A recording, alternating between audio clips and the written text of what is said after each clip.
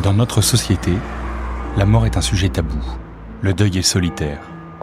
Et pourtant, nous allons tous connaître cette souffrance de la perte d'un être cher.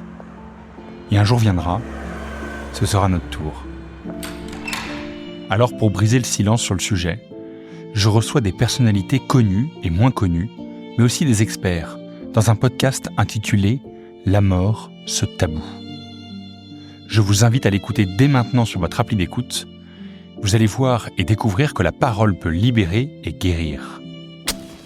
La mort, ce tabou est un podcast du média Les Lueurs et je vous y donne rendez-vous dès maintenant.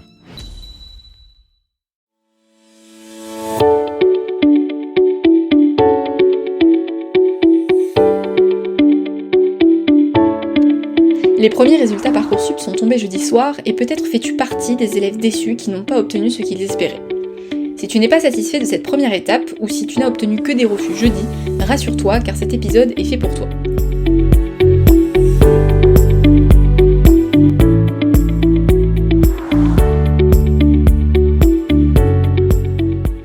La première chose à faire, c'est de souffler un bon coup.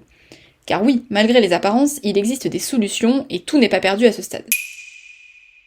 Le premier interlocuteur à qui s'adresser en priorité, c'est ton professeur principal. Il pourra te conseiller au vu des vœux que tu avais saisis et de ton profil en général. Dans l'intervalle, reprends tranquillement ta liste de vœux Parcoursup, 2 cas de figure se présentent. Hypothèse 1, tu as plusieurs refus et un ou plusieurs vœux en liste d'attente.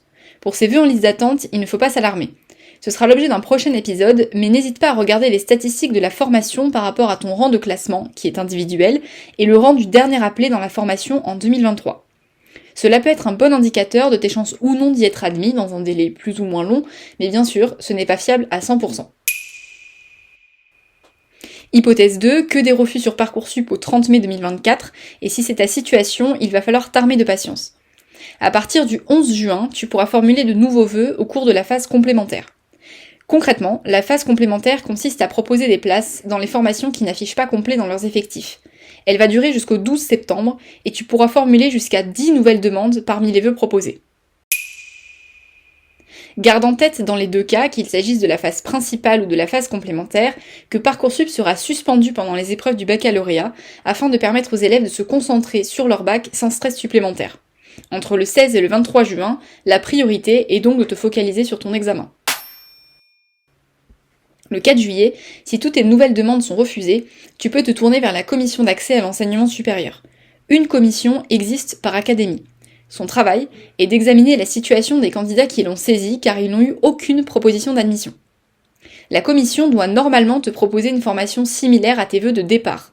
C'est pourquoi, dans l'idéal, tu as rempli avec rigueur la rubrique préférences et autres projets sur Parcoursup qui est justement destinée à orienter cette commission en cas de refus multiples.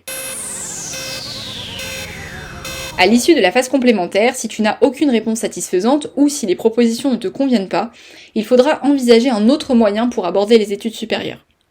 Les écoles qui fonctionnent hors Parcoursup peuvent être une solution à consulter, mais attention. On en parlera dans un futur épisode, mais les formations privées sont aussi nombreuses qu'inégales dans leur qualité et surtout dans leur accréditation ou non avec l'État. Il est donc impératif de prendre ton temps et de ne pas te précipiter sur une formation car leur page internet a l'air alléchante. De plus, qu'elles soient privées ou non, certaines formations proposent une rentrée décalée au 2e semestre. Dans ce cas, il faut postuler autour de novembre-décembre de l'année après ta terminale, sous réserve en général d'avoir obtenu le baccalauréat. Les conseillers d'orientation de ton lycée restent des contacts privilégiés vers lesquels tu peux te tourner si tu n'es pas certain de ton projet.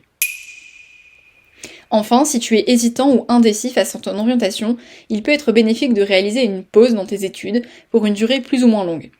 Le service civique est une option de plus en plus populaire, qui plus est, qui est rémunérée.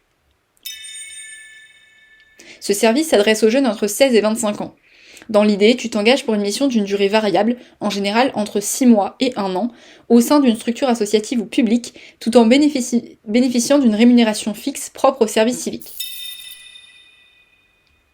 Avantage, pas besoin de convention de stage, et le service civique est une expérience particulièrement valorisée par les recruteurs à l'avenir si tu souhaites te réinscrire sur la plateforme ou tout simplement postuler pour un emploi. Dans tous les cas, ne désespère pas. La procédure Parcoursup est longue et aujourd'hui, de nombreuses situations existent en fonction des profils. Cependant, on sait que cette période est difficile, particulièrement quand l'avenir est imprécis. L'idée, c'est donc d'être entouré au maximum et de ne pas hésiter à demander des conseils. Bon courage!